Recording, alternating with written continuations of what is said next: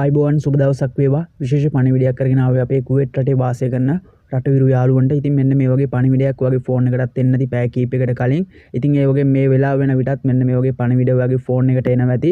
ඉතින් හයි වෝනින් ඇලර්ට් එකක් තමයි මේ විදිහට ෆෝන් එකට එන්නේ. ඉතින් මෙහෙම ෆෝන් එකට පණිවිඩයක් ආවොත් අනිවාර්යයෙන්ම ආරක්ෂිත ස්ථාන කරා ගිහලා ඒ පණිවිඩයේ තියෙන විදිහට කටයුතු කරන්න කියලා පොලිසිය විසින් කුවේට් පොලිසිය සහ කුවේට් රජය විසින් ඔන්න මතක් කරලා තියෙනවා. විශේෂයෙන්ම කුවේට් රටට මිසයිල්ස් ඇතුල් වෙනකොට රේඩාර් පද්ධතිය මගින් එම මිසයිල් හඳුනගෙන ඔයාලට සයිලන්ස් සද්ද නිකුත් කරනවා.